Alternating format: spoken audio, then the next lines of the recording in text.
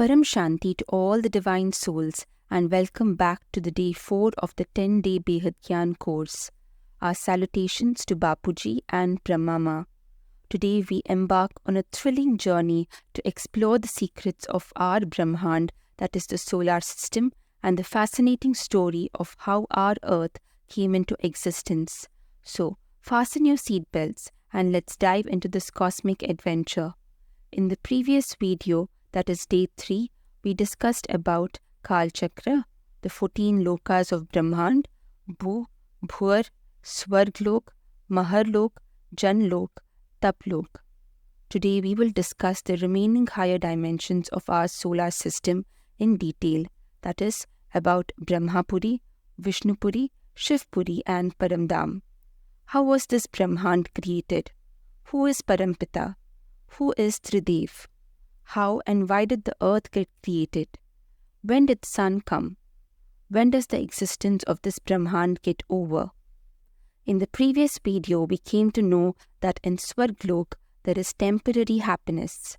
If a soul is knowledgeful and has the wisdom about this, then he will make efforts to go to the higher dimensions.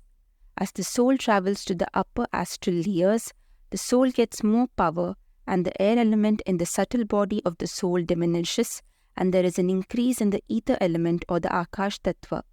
The purified soul then goes to the higher dimension such as Brahmapuri. The higher dimensions above Taplok are Satyalok, Brahmapuri, Vishnupuri, Shivpuri, Paramdam. Are Satyalok and Brahmapuri the same? So Satyalok and Brahmapuri are not the same. Satyalok is the lower celestial realm below Brahmapuri. It is the lower layer of Brahmapuri. The boundary of Satyalok is different from that of Brahmapuri. In Brahmapuri, Lord Brahma along with his consort goddess Saraswati resides here. It was Lord Brahma who created Saptarishis during the initial phase of creation, who then went on to create the 7 lokas. That's why the 7 lokas are below Brahmapuri. Please note that till Brahmapuri, the soul is under slight influence of Maya. Thus, in Vishnupuri, Shivpuri and Paramdam, there is no Maya. Brahmapuri is a part of the subtle world. Vishnupuri is also called Vaikunta or Golok or Gokuldam. Those who are ardent devotees of Lord Vishnu or Narayan or who believe in Krishna, what is their fate after death? Antmati Sogati, which means whomever we remember in our mind or intellect, at the time of death, we will go to that dimension or to that god. Here Lord Vishnu along with his consort goddess Lakshmi and other divine attendants of Lord Vishnu reside in this abode. Here the souls are highly pure and divine. In Vishnupuri the atmosphere is made of 50% Param Tattva, that is supreme elements, Param Akash, Param Vayu, Param Agni. There is supreme happiness in Vaikunta. Now newcomers listening to this knowledge for the first time might wonder, what is Param? Param means above this world, name, age, gender, religion or time. We often listen to the prayers of devotees saying, God, please take me to Paramdam. So Param is something that is beyond this physical world and its elements. It is going to the world of purity filled with Param Tattva. As we go to the higher dimensions, the purity of elements increases and the 3 elements decreases and the Param Tattva begins at Vishnupuri. Vishnulok is also called the Karan Jagat or the causal world. The subtle body in this layer of creation is composed of 50% supreme elements and 50% 3 elements. The 3 gunas which govern this Prakriti keeps changing with time of creation. As the soul moves from Satyalok, Brahmapuri to Vishnupuri, one moves from the subtle world to the causal world. Here, Raja quality is dominant in Vishnupuri. Vishnupuri also has abode of Shri Krishna and Radha Rani. It is also called Golok, where the Ras Leela would take place. Bapuji has also told about Mahagokuldam, which is where Mahavishnu resides in Mahabrahmand, which we will discuss in the coming days. Let's compare it on the people living on earth. Each of them are living separately in their houses. Similarly, different categories of soul will have different groups in the higher dimensions which reside in separate balls of light of different color or power or energies. There is no physical boundary as such, it is purely different balls of energy. So life not only exists on earth, but exists even after death in the higher dimensions based on the power of the soul. So if the soul has higher power, then he will reside in the higher dimensions.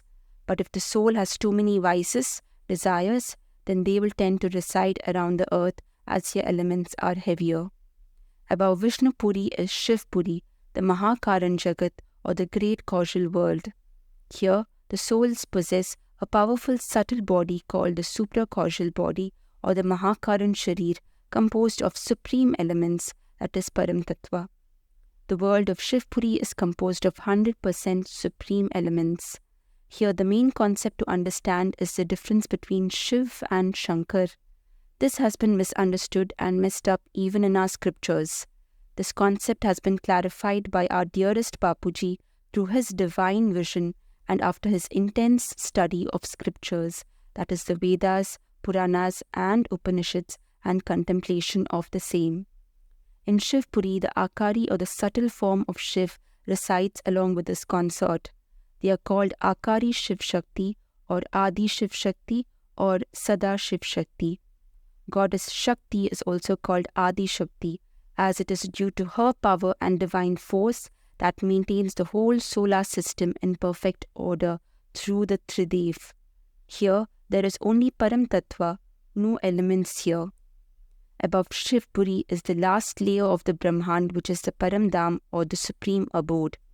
It is the highest dimension in our Brahmand and is the abode of the incorporeal Shiv. In Bhagavad Gita, Lord Krishna says, "Forget the body and bodily relations, and through mind, intellect, just remember me. Do not fear. I will take you to the highest abode, that is the Param Dham." In this video, we are talking about Param Dham of our solar system only. In the coming episodes, we will dive deep into how many other Param Dhams are there. But for now, our focus is only on our solar system's Param Dham. The souls who reside here are Nirakar, incorporeal, and Nirlep, pure, which means no kind of coating, untouched. There are three forms of Lord Shiv.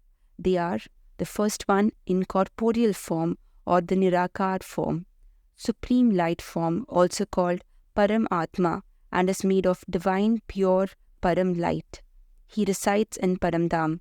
He is Nirlep, Nirgun, Niranjan, pure, Trigunatit, Bhavatit, which means beyond emotions. The second form is the Akari form or the subtle form. He resides in Shiv Puri. The third form is the Sakari form or the physical form, known as Lord Shankar. He is the avatar of the Akari form. He resides along with his family in Kailash Mansarovar. Scriptures talk about this as Sagun Brahm, which is the physical form, Jyoti Brahm, Akari form, and Nirgun Brahm, which is the incorporeal form. So the main concept in Gyan Marg is that Shiv and Shankar are different. Now the incorporeal form of Shiv does not perform any karma or actions, but gets the work done through the Akari Shiv Shakti.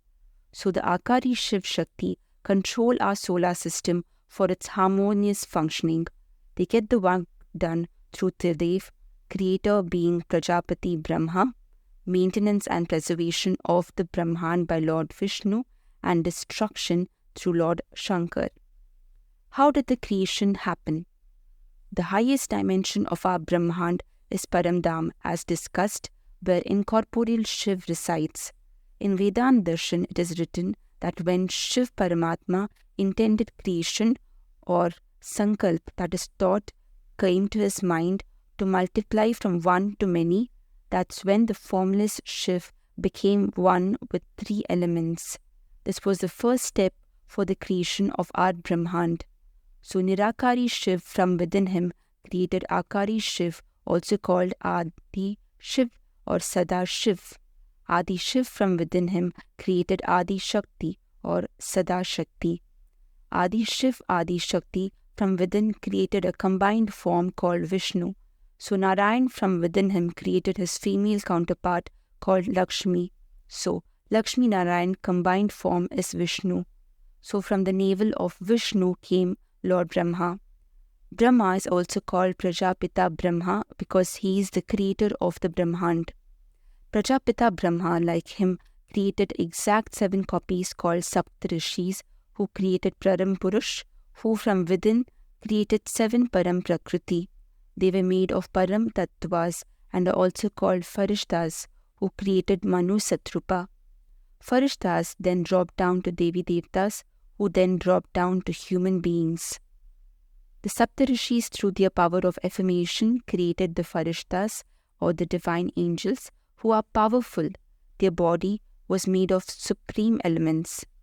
Please note, Shiv is Paramatma, Nirgun Nirakar, and he is not the creator of this solar system. He does the creation through Brahma. We can say that Shiv is the owner of the Brahmand. Shiv is not Swayambhu. He is not self-manifested. He also has a creator. Now, as per science, Earth was created 4.54 billion years ago. Universe was created 13.4 billion years ago. To understand how the creation, which was initially of Param Tattvas, dropped and why was Earth created, let's recap the current time that we are living. We are on the first day of the second Pararth of Brahma. The first day's 6 Manvantars are over and we are in the 7th Manvantar currently. In the 7th Manvantar, 27 yugas have passed and we are currently in the 28th Chatur Yuga. So currently, 198 crore years of second Pararth of Brahma are over. Now, let us understand how the earth got created. Initially, when our Brahmand was created, first Pararth's 10 years of Brahma, that is 31 trillion 104 billion years, were already past. There was no requirement of earth. So why was there no requirement of earth, sun and stars? Because at that time, the souls were powerful and radiating their own light. As and when the soul power of Param Purush or Prakriti for Farishtas declined due to creation, they became Devi Devtas. Devi Devtas are made of 3 elements, that is Akash, Vayu and Agni. Further creation continued and Devi Devtas, or the 3 element bodies, started to become heavy and finally declined to human body, which is made of 5 elements. So when they started to fall, there was a need to create a space to hold them. Earth was created to accommodate the fallen souls with heavier elements. Initially, when the earth was created at the 10th year of Brahma, they were made of very light 5 elements to hold the falling Devi Devtas. Creation therefore started by the Sankalp of Brahma. Now comes the question, why was sun created? Initially, the souls were self-illuminating because the soul power was so high. When these pure souls' power started declining, then that created darkness, which gradually covered the whole earth. So that's when the sun was created to provide illumination for the human souls. Sun was not there earlier, but was created when the humans came on earth. As per scriptures also, initially, when sun was created, it would revolve around the earth to provide light, as that was its sole duty. But as time passed and because of creation of other planets and the need of light to higher dimensions, that's when the planet started to revolve around the sun.